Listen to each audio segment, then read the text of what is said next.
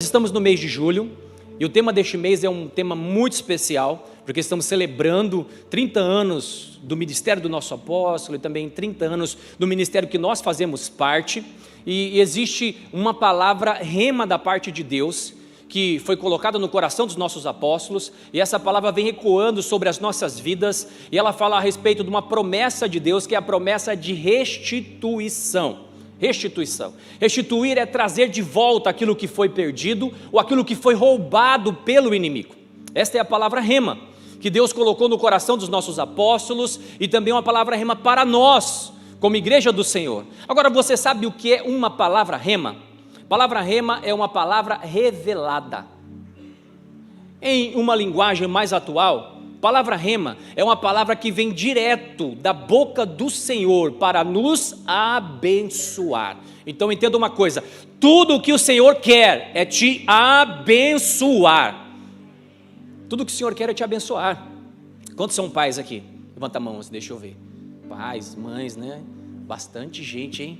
Coisa linda, hein? Você, tendo o seu filho, você quer o pior para o seu filho ou o melhor? O melhor, com certeza, né? Você vendo o seu filho passando uma necessidade, passando por alguma enfermidade, você vai dizer, ó Senhor, obrigado, glória a Deus, esse menino merece mesmo. Não, ninguém vai fazer assim, né? Mesmo sendo falhos, como somos, nós desejamos o melhor para os nossos filhos. Tudo que nós queremos é que os nossos filhos sejam abençoados aqui na terra e por toda a eternidade, dentro do entendimento que nós temos em Deus, pela sua palavra. Agora imagina Deus, que tem a perfeição do amor no seu coração. Tudo que Deus quer é abençoar os seus filhos. Isso é intenso no coração de Deus. Tudo que Deus deseja é me abençoar e te abençoar, e existem promessas extraordinárias da parte de Deus para vivermos aqui na terra e também por toda a eternidade. Mas agora eu quero te mostrar nesta manhã o caminho para trilhar, porque existe um caminho a ser trilhado para desfrutarmos, para alcançarmos, para tomarmos posse das promessas de Deus, e entre elas a restituição de algo que foi perdido, de algo que foi roubado pelo inimigo. Deus, Ele quer nos abençoar, mas existe um caminho, amém? Abra sua Bíblia então, em Joel capítulo 2, versículo 21, é o primeiro texto que nós iremos ler. Joel capítulo 2, versículo 21, e por ele nós encontraremos o caminho para desfrutarmos das promessas do Senhor. E diz assim: não temas, ó terra, regozija-te e alegra-te, porque o Senhor fez grandes coisas. Não temais, animais do campo, porque os pastos do deserto reverdecerão, porque o arvoredo dará o seu fruto, a figueira e a vide produzirão com vigor. Alegrai-vos, pois, filhos de Sião, regozijai-vos no Senhor, o vosso Deus, porque Ele vos dará em justa medida a chuva, fará descer como outrora a chuva temporã e a serôdia. As eiras se encherão de trigo, e os lagares transbordarão de vinho e de azeite. Restituir-vos-ei os anos que foram consumidos pelo gafanhoto migrador, pelo destruidor e pelo cortador. E o meu grande exército que enviei contra vós, comereis abundantemente, e vos fartareis, e louvareis o nome do Senhor vosso Deus, que se ouve maravilhosamente convosco, e o meu povo jamais será envergonhado. Glórias a Deus por isso. Quer dizer, é maravilhoso ler e ver as promessas de Deus para o seu povo neste texto. Deus prometeu estar no meio do seu povo, e por estar no meio do seu povo, o seu povo não precisaria mais temer os seus inimigos. Deus prometeu restaurar, restituir a alegria do seu povo, porque Ele enviaria a chuva na medida justa e no tempo certo. Deus também traria a abundância do trigo, do vinho e do azeite. E Deus iria restituir tudo aquilo que foi roubado ou foi perdido, roubado pelo inimigo ou perdido com o decorrer do tempo. Essas promessas são maravilhosas. Agora, toda promessa em Deus, da parte de Deus para o seu povo, é acessada por um princípio. Toda promessa. Quando nós cumprimos o princípio, um portal se abre para que possamos viver, desfrutar e tomar posse das promessas de Deus. É assim que funciona em Deus. Não é de outro jeito. É assim que Deus nos demonstra ou nos mostra. E da mesma forma como para cada promessa existe um princípio a ser cumprido para acessá-las, em cada texto bíblico existe um contexto. Em cada texto bíblico existe um contexto. Para este texto que lemos existe um contexto. E o contexto evidenciava que o povo de Israel havia se distanciado de Deus. Israel era o povo escolhido de Deus. Israel era o povo abençoado por Deus. Israel era um povo temido pelas nações inimigas, porque todas as vezes que Israel entrava em guerra, em uma batalha, era o Senhor quem batalhava as batalhas do povo de Israel, da nação de Israel. E o Senhor batalhando, todas as batalhas eram vencidas, todas as guerras eram vencidas pela nação de Israel, e o nome do Senhor era glorificado.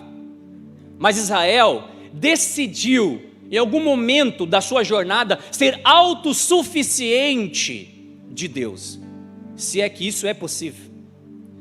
E por tentar ser autossuficiente, distancia de Deus, se afasta de Deus. Israel vivia como que em um ciclo na sua vida. Eles buscavam a Deus, Deus os abençoava. Eles desfrutavam de abundância plena no Senhor, toda a sorte de provisão. Sabe o que acontecia depois?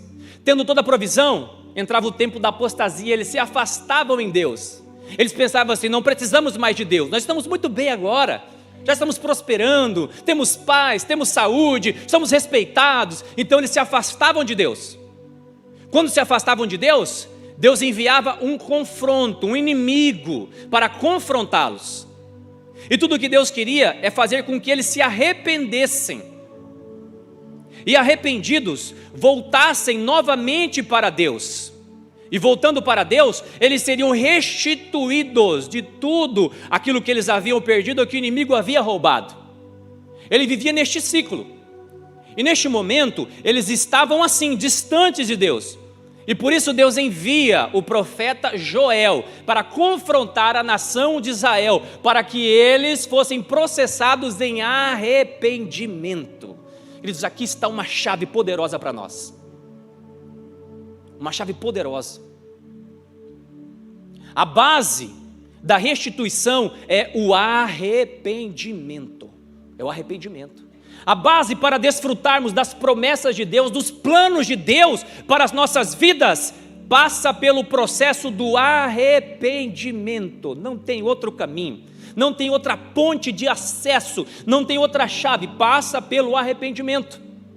Observe comigo, um pouquinho antes do texto que lemos, em Joel capítulo 2, versículo 12, aquilo que Deus está falando ao seu povo. Ele diz: ainda assim, agora mesmo, diz o Senhor, convertei-vos a mim de todo o vosso coração, isso com jejuns, com choro e com pranto. Rasgai o vosso coração e não as vossas vestes, e convertei-vos ao Senhor vosso Deus, porque Ele é misericordioso e compassivo, e tardio em irar-se, e grande em benignidade, e se arrepende do mal.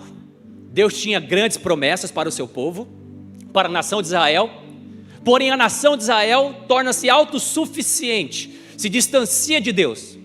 Então Deus envia o profeta Joel, para que ele abrisse a sua boca, desvendando os planos que Deus tinha para a nação de Israel, para o seu povo, planos de bênçãos, promessas para serem realizadas, mas ele diz: olha, fala para o meu povo que eles precisam se arrepender primeiro. Arrepender. Queridos, conosco não é diferente. Todos nós, quando assumimos uma aliança com o Senhor, nós precisamos ser processados em arrependimento.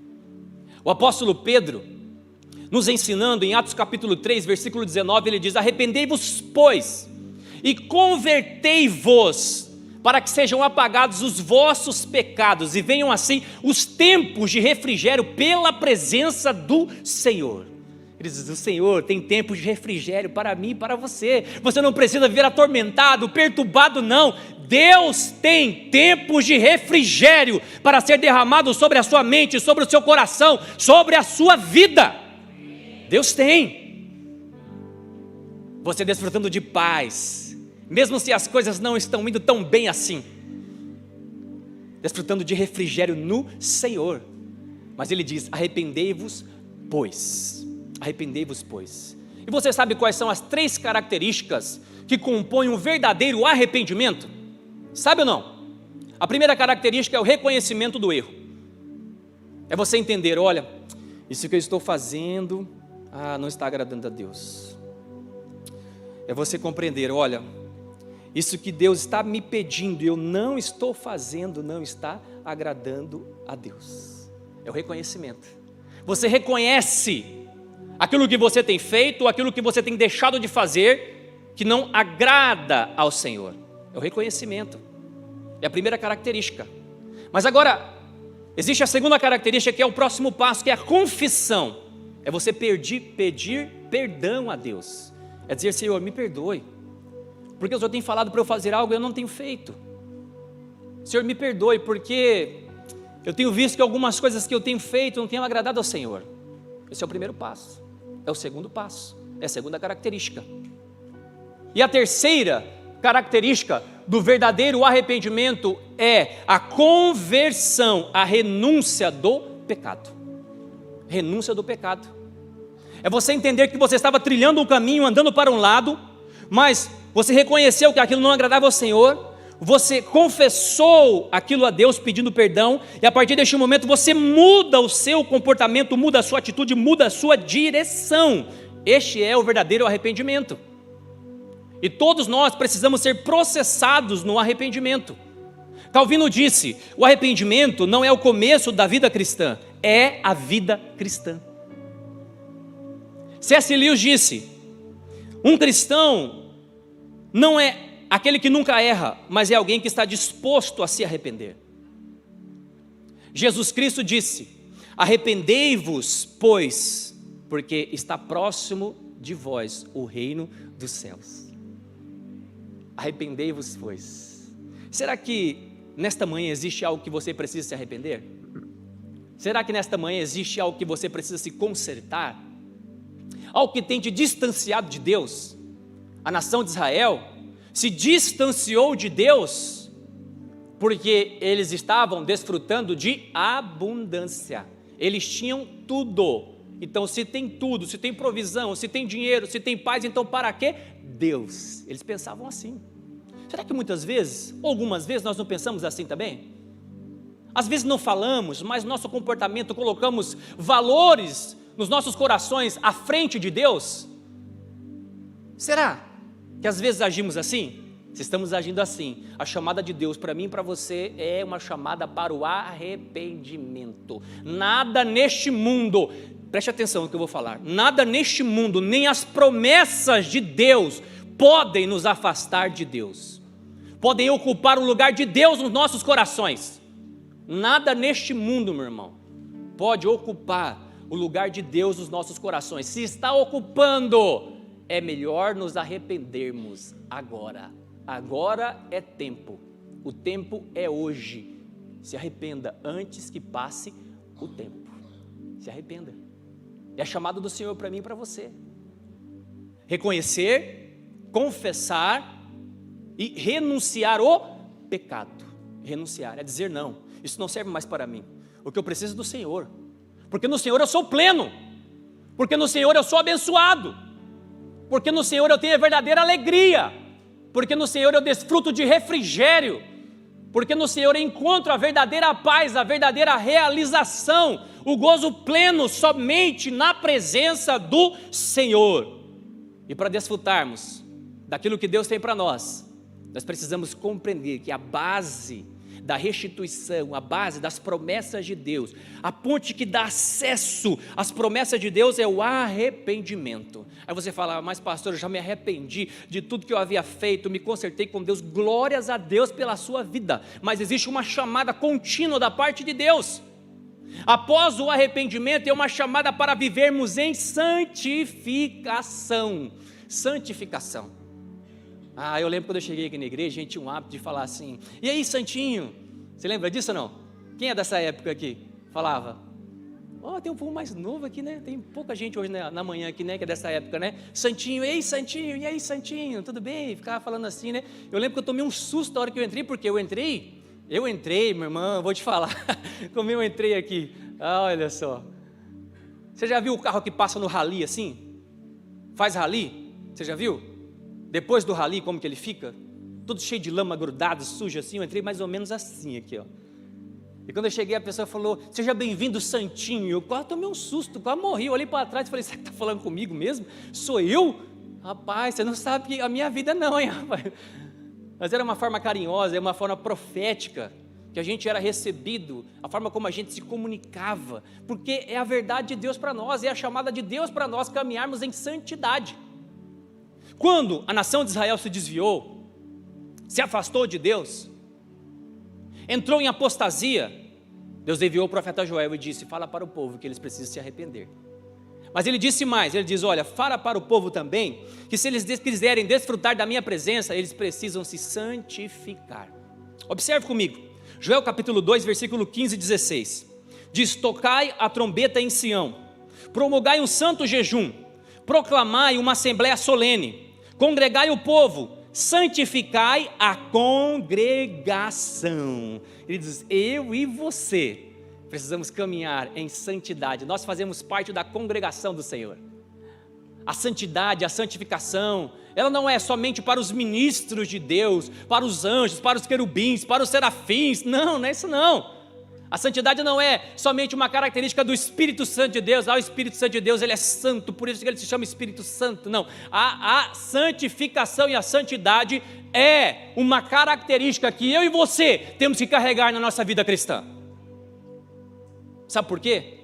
Hebreus capítulo 12, versículo 14 diz: segui a paz com todos e a santificação, sem a qual ninguém verá o Senhor.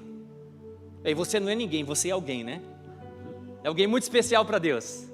Mas mesmo sendo alguém muito especial para Deus, precisa caminhar em santidade, em santificação. Santidade é livre, separado do pecado. Beleza, estou separado do pecado, pastor, aí estou assim com Deus. Agora, santidade também tem um segundo significado, é separado por Deus para um propósito. Você sabia que você tem um propósito em Deus? E quanto tempo você vai esperar para ver o propósito de Deus? Você sabia que o tempo passa? Eu não sei para você, mas eu estou vendo os cabelinhos brancos nascendo aqui em mim já. Fiz 40 anos mês passado, parece que veio assim, uma unção diferente em cima. Ninguém via cabelo branco, nem eu. Fiz 40 anos, eu sei que não parece, eu estou essa coisa linda, né, que vocês estão vendo, minha esposa está aqui, já sou casado, muito bem casado, graças a Deus, amo a minha família, e ela sabe que eu sou lindão assim, e entenda uma coisa, é mal de nascença. Você é ou você não é?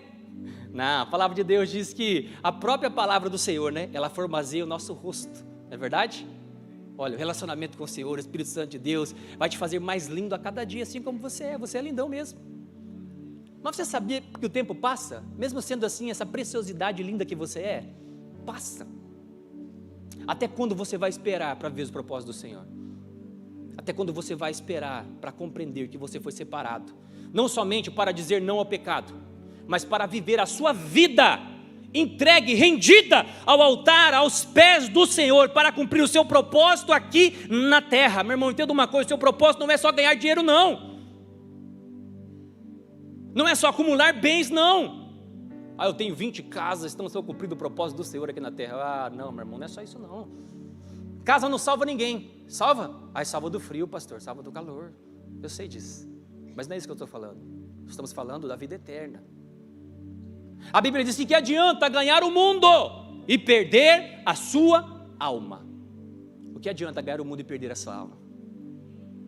Deus está te chamando para um tempo de arrependimento. Deus está te chamando para um tempo de santificação. porque sem ela ninguém verá ao Senhor. Pode ser o mais bonito, o mais cheiroso, mas se não for processado em arrependimento, não caminhar em santificação, não verá o Senhor. Isso significa não entrará no reino dos céus, não desfrutará das promessas do Senhor, não herdará a vida eterna. Agora, é o que Deus tem para você, para a sua casa e para a sua família. Deus tem, mas tem uma chave, tem um passo a seguir, tem uma ponte a ser caminhada para acessar as promessas do Senhor. Ah, pastor, essa história de santificação é uma história só lá daquele tempo passado. Deus, Ele me salvou já. Não, eu não sou salvo pelas minhas obras, eu sou salvo pela graça por meio da fé. Isso é uma verdade. Mas, mesmo sendo salvo pela graça por meio da fé, Deus está olhando as nossas obras, porque nós somos salvos pela graça por meio da fé para as boas obras. E as boas obras no Senhor. Ah, isso aí é só uma época da igreja primitiva. Não, é época para a gente hoje, para vivermos hoje. Observe comigo o que diz em Apocalipse capítulo 3, versículo 14. Vai falar sobre a igreja de Laodiceia. A igreja de Laodiceia, ela sinaliza, aponta para a igreja da atualidade. Aponta para a minha vida e para a sua vida. E diz, versículo 14: o anjo da igreja em Laodiceia escreve: estas coisas diz o Amém, a testemunha fiel e verdadeira, o princípio da criação de Deus. Conheço as tuas obras. E você leu o que eu li ou não? Você leu o que eu li? Vamos ler de novo? Coloque para a gente, por favor, lá. Versículo 14: e ao anjo da igreja que está escrito, que está em Laodiceia, escreve. Estou falando que os 40 anos está pesando, estou conseguindo enxergar aqui. Isso diz o Amém, a testemunha fiel e verdadeira, o princípio da criação de Deus. Eu sei as tuas obras. Você pode ler comigo, por favor? Vai lá, 1, 2, 3. Eu sei as tuas obras. Leia mais uma vez. Eu sei as tuas obras. Leia mais uma vez. Eu sei as tuas obras. Meu irmão, Deus sabe as nossas obras. Nós somos salvos pela graça, por meio da fé. Mas as nossas obras contam e contam muito para o Senhor. Muito, muito. Acompanhe o restante do texto, porque ele vai demonstrar como a igreja caminhava. Isto é para fazermos um paralelo, para ver como estamos caminhando hoje. E ele diz, no versículo 16: assim porque és morno. Versículo 15: conheça as tuas obras, que nem és frio nem quente. Quem deras fosses frio ou quente? Assim, porque és morno, e nem és quente nem frio, estou a ponto de vomitar-te da minha boca. Pois dizes, estou rico e abastado, e não preciso de coisa alguma. E nem sabes que tu és, então, infeliz, miserável, pobre, cego e nu. Ó o conselho: aconselho-te que de mim compres ouro refinado pelo fogo para te enriqueceres, vestiduras brancas para te vestires, a fim de que não seja manifesta a vergonha da tua nudez, e colírio para ungir os teus olhos, a fim de que vejas, eu, o próprio Deus, repreendo e disciplino a quantos amo.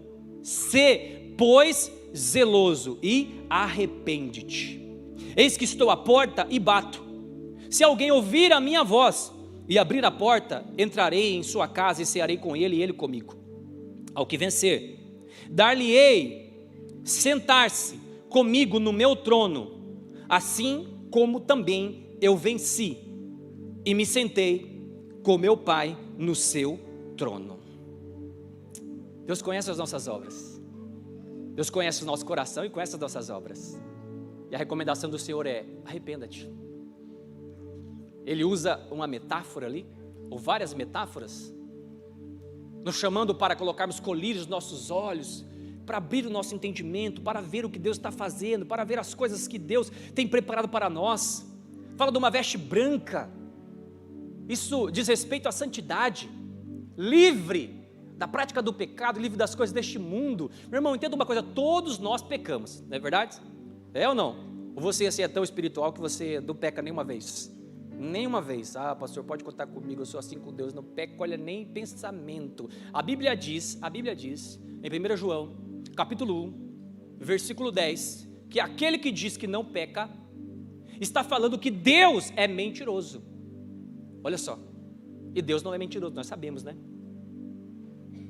Deus é verdadeiro, então todos nós pecamos.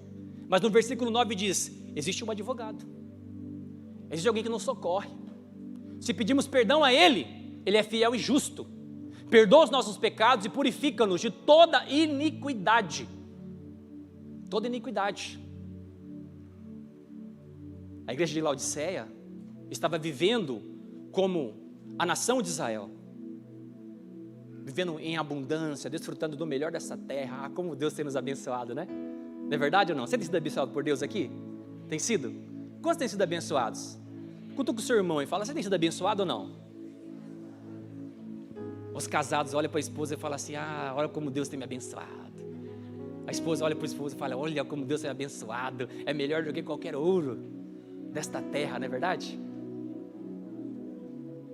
Deus tem nos abençoado muito. Mas Israel, por ser abençoado, se distanciou de Deus, trocou valores, abriu mão do melhor, que é a presença do Senhor, daquilo que é mais precioso, mais valioso. A igreja de Laodiceia tipifica, sinaliza para a igreja da atualidade, para a minha vida e para a sua vida. Eles também estavam abastados, cheios de provisão, desfrutando de abundância. E sabe o que aconteceu? Ao invés de serem gratos, seguirem ao Senhor, abraçarem ao Senhor, começaram a ficar mornos na fé. Se distanciaram do Senhor. E o Senhor veio, olha, é necessário se arrepender. Ele diz, eis que eu estou à porta e bato. Aquele que abrir a porta, eu cearei com ele e ele comigo. Se ele está batendo na porta, significa que ele está para o lado de fora. Ele não está dentro dos planos daquela família, daquela casa. Deus está batendo na porta do meu coração e na porta do seu coração nesta manhã. Deus não está trazendo uma palavra de condenação para nós. Pelo contrário, Deus quer nos abençoar. Deus quer restituir as tuas promessas, as tuas bênçãos sobre as nossas vidas. Deus quer fazer com que vivamos desfrutando do melhor desta terra.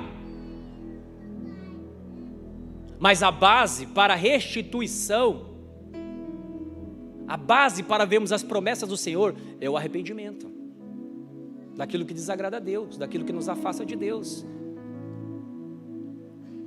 Deus nos quer pertinho dEle. Deus não nos quer separado dEle, não. Deus nos quer pertinho dEle. Mas a base para desfrutarmos de restituição das promessas do Senhor está no arrependimento. E a base para desfrutarmos da presença do Senhor é a santificação. Ô Santinho, Deus está falando com você. Ô Santinha, Deus está falando com você. É hora de se voltar para Deus. É tempo de se voltar para Deus. É tempo antes que passe o tempo. Deus está te chamando para viver uma vida nele. É algo muito maior, é algo muito precioso. Sabe o que Deus quer? Deus não quer o seu dinheiro, Deus não quer nada disso não. Deus quer o seu coração. Existem princípios, nós vivemos os princípios do Senhor. Mas algo mais valioso que Deus quer da minha vida, da sua vida, é o seu coração. E Ele não se contenta enquanto não tiver todo o teu coração. Para Deus 10% não é suficiente. Para Deus 20%, 30% do seu coração não é suficiente. Deus anseia, almeja, deseja, sonha, projeta para conquistar 100% do seu coração, 100% de você. Deus está te chamando. Você está compreendendo isso? Nós não sabemos o dia e a hora de ninguém. Eu não sei o dia e a hora em que eu deixarei esta terra para viver na eternidade com o Senhor. Você não sabe o dia e a hora. E nada daquilo que você tenha conquistado ou tem em mãos vai acrescentar um dia a mais e uma hora a mais na sua vida. Nada, nada, nada. Então o tempo é agora. Deus enviou o profeta Joel para confrontar a nação ao arrependimento e à santificação. Deus enviou o apóstolo João, dentro da revelação que recebeu na ilha de Patmos, para levar a igreja de Laodiceia e fazer com que essa mensagem ecoe até a igreja da atualidade, que Ele está batendo a porta, Ele está chamando, Ele está ansiando ceiar comigo, com você. Deus está te chamando nesta manhã. Você não veio aqui por acaso. Essa palavra é para você. Essa palavra é para mim. É tempo de nos voltarmos para Deus, dizermos não para tudo aquilo que nos afasta do Senhor, porque só nele nós desfrutamos de refrigério pleno, alegria verdadeira, paz perfeita, provisão abundante está na presença do Senhor. Você quer mais do Senhor? Você quer viver na eternidade com o Senhor? O caminho para nos levar à eternidade começa agora. A construção para este caminho começa hoje. Deus não leva o tempo que você viveu na ignorância, sem compreender, sem entender. Não, Deus te chama agora para uma aliança com Ele, para viver uma nova vida nele, para desfrutar de um novo tempo nele. Deus está te chamando. Deus está me chamando. O tempo é agora. Você deseja viver em Deus e com Deus? Então coloque-se em pé, vamos adorar ao Senhor.